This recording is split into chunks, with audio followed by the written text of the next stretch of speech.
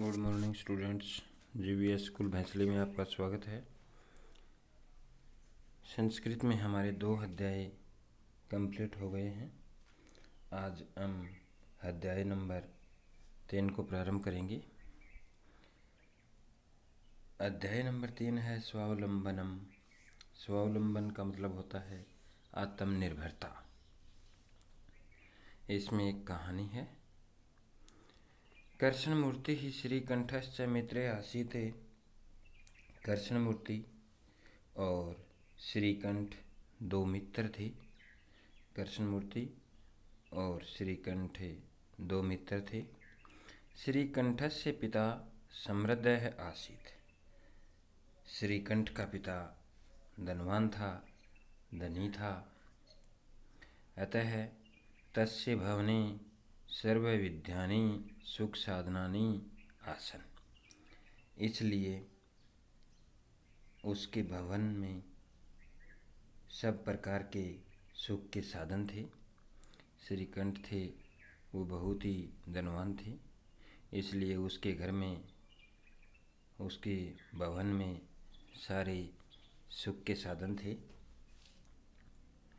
तस्मिन् विशाले भवने 40 शतम्भा आसन। उस विशाल भवन में 40 खंबे थे। शतम्भ का मतलब खंबे होता है। उस विशाल भवन में 40 खंबे थे। तस्य 18 प्रकोष्ठेषु 50 गवाक्षाः 40 द्वाराणि 37 विद्युत व्यंजनानि च आसन्। और 18 प्रकोष्ठेषु 18 कमरे, 50 गवाक्षा 18 कमरों में 50 खिड़कियाँ, 40 और 44 द्वाराणी दरवाजे थे। 37 विद्युत व्यंजनानि च आसन्। और 36 बिजली के पंखे थे।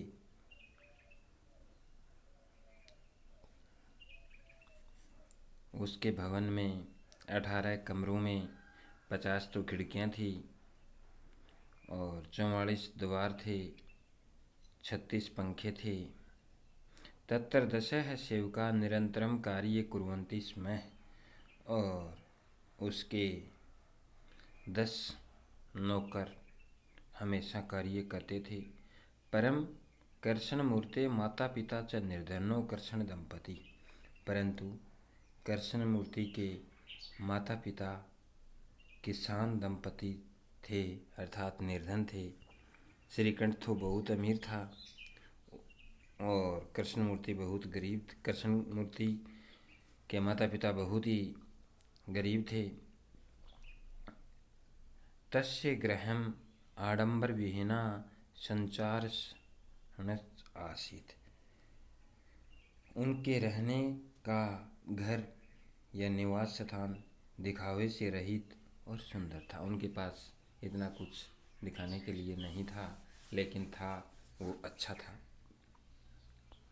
एकदा श्रीकंठः 3 प्रातः 9 तस्य गृहम् अगच्छत्।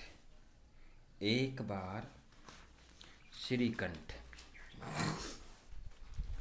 बार श्रीकंठ उसके साथ उसके घर गया। एक बार श्रीकंठ उसके साथ प्रातः 9 बजे उसके घर गया।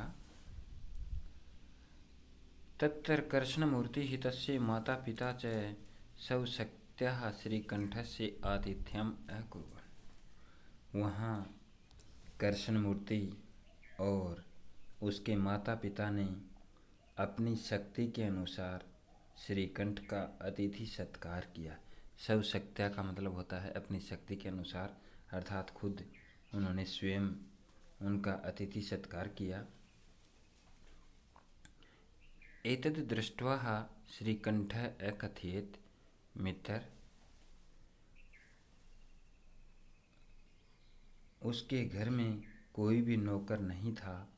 यह देखकर श्रीकंठ कहने लगा कि हे मित्र, अहम भवतां सत्कारेण संतुष्टो अस्मि। मैं आपके अतिथि सत्कार से बहुत खुश हूँ, संतुष्ट हूँ। केवलम इदमेव मम दुखम यत तव गृहे एको अपि भृत्य नासीत्। कि आपके सत्कार से तो मैं बहुत खुश हूँ, केवल यही तथ्य अर्थात बात मुझे दुखी कर रहा है कि तुम्हारे घर में एक भी नौकर नहीं है, जिससे मेरे अतिथि सत्कार के लिए आप सब कष्ट कर रहे हैं। कि आपके घर में कोई भी नौकर नहीं है, इस बात से मुझे थोड़ा सा दुख है। इसलिए भृत्य का मतलब नौकर होता है। मम सत्काराय भवताय बहु कष्टम जाते। मेरे सत्कार के लिए आप बहुत कष्ट कर रहे हैं। मम गृहे तो बह्वः कर्म कराः सन्ति। मेरे घर में तो बहुत नौकर हैं। कि मेरे घर में तो बहुत से नौकर हैं। कर्म करा नौकरी होते हैं। तदा कृष्णमूर्ति अवदत्ते मित्र। तब कृष्णमूर्ति बोले, ममापि अष्टौ क्रमकरा सन्ति। तब कृष्णमूर्ति बोले कि हे मित्र, मेरे भी 8 नौकर हैं। कि मेरे भी 8 नौकर हैं। अष्टौ क्रमकराः सन्ति, मेरे भी 8 नौकर हैं। ते च दव्योपादो हो, कि और वे इस प्रकार हैं, 2 पैर। ते च दव्यो हस्तो हो, 2 हाथ। दव्य नेत्रो हो, 2 आँखें। दव्य श्रोत्रे इति, 2 कान। एते प्रतिक्षणं मम सहायकाः, और ये हर पल मेरे अधीन हैं, अर्थात मेरे पास ही रहते हैं, मेरे वश में ही रहते हैं। कि मेरे भी 8 नौकर हैं। 2 मेरे पैर, 2 मेरे हाथ, 2 मेरी आँखें और 2 मेरे कान। ये हमेशा मेरे पास ही रहते हैं। हमेशा ही ये मेरे नौकर हैं। हमेशा ही ये मेरे वश में रहते हैं। हमेशा मेरी सहायता करते हैं। किंतु तव भृत्या सदैव सर्वत्र च उपस्थिता भवितुं न शक्नुवन्ति ही। लेकिन परंतु तुम्हारे नौकर दिन रात काम नहीं कर सकते हैं। तुम तो अपने काम के लिए अपने नौकरों के अधीन हो। कि आपके जो नौकर हैं वो दिन रात कार्य नहीं कर सकते हैं। आप हर कार्य के लिए अपने नौकरों के ऊपर निर्भर रहते हैं। तब तो सब कार्याया भृत्याधीन, आप उन्हीं के ऊपर निर्भर रहते हो। जब ये अनुपस्थित होते हैं तब तब तुम कष्ट का अनुभव करते हो। अर्थात आपके जो नौकर हैं, यदा यदा ते अनुपस्थिताः तदा तदा तवम कष्टम अनुभवसि। जब जब वे नौकर अनुपस्थित होते हैं तब तब आप बहुत ज़्यादा कष्ट का अनुभव करते हो। स्वावलंबेन तो सर्वदा सुखमेव आत्मनिर्भरता, अर्थात अपने सहारे रहने में तो सुख ही सुख है। कि मतलब अपना काम अपने हाथों से अपने हिसाब से करना चाहिए। वो इंसान हमेशा ही सुख महसूस करता है। न कदापि कष्टम भवति, और कभी भी कष्ट नहीं होता है। अपना काम आत्मनिर्भर के अनुसार करना चाहिए। श्रीकंठ अवदत्त मित्र। श्रीकंठ बोला, हे मित्र, तवम वचनानि श्रुत्वा मम मनसि महती प्रसन्नता जाता। कि हे मित्र, तुम्हारे वचन सुनकर के मेरे मन में बड़ी प्रसन्नता अर्थात खुशी हुई है। महती अत्यधिक बहुत ज़्यादा प्रसन्नता हुई है। अधुना अहमपि सब कार्याणि स्वयमेव कर्तुम् इच्छामि। अब मैं भी अपने कार्य स्वयं ही करना चाहूँगा। भवतु सार्धद्वादशवादनमिदं, 12:30 बज गए हैं। साम्प्रतं गृहं चलामि, अब घर चलता हूँ। इस तरह से ये कहानी थी कि कृष्णमूर्ति हैं, कृष्णमूर्ति और श्रीकंठ दो मित्र थे। उन दोनों में गहन दोस्ती थी। एक बार श्रीकंठ थे, वो बहुत धनी थे और उनके भवन में सब प्रकार के सारे सुख साधन थे। उनका भवन बहुत बड़ा था, उसमें 40 खंभे थे, 18 कमरे थे, 18 कमरों में 50 खिड़कियां थी, 44 दरवाजे थे, 36 पंखे थे। और परंतु कृष्णमूर्ति के जो माता पिता थे वो बहुत ही गरीब थे। वो एक किसान दंपति थे। उनके पास इतना बड़ा घर तो नहीं था, लेकिन वो घर था वो बहुत देखने वाला था। एक बार श्रीकंठ उसके साथ उसके घर चले जाते हैं। कृष्णमूर्ति और उसके माता पिता ने अपनी शक्ति के अनुसार श्रीकंठ का अतिथि सत्कार किया है।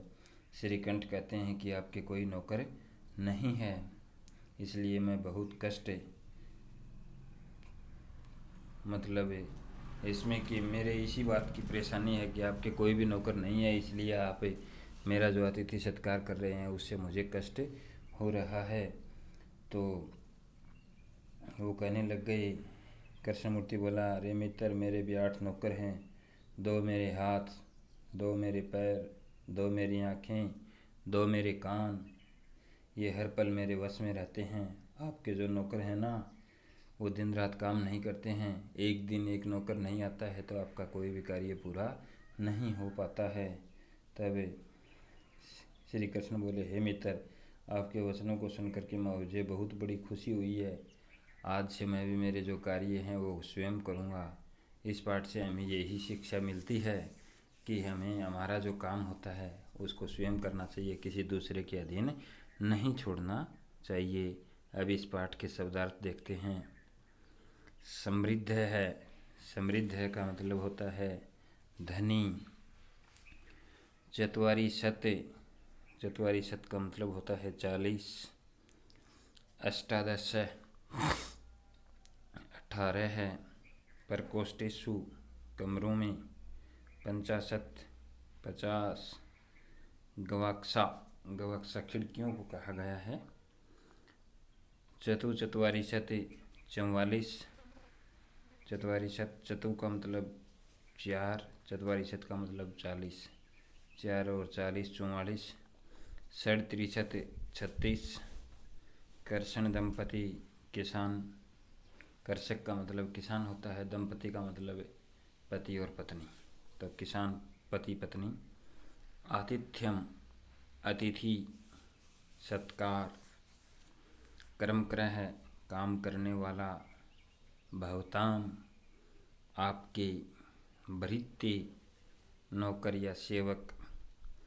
शक्नुवन्ति, सकते हैं। सार्धद्वादशवादनम, 12:30 बजे। साम्प्रतम, अभी।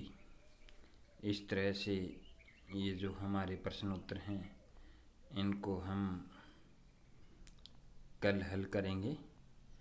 आज हमारा ये पाठ है, ये कंप्लीट हो गया है।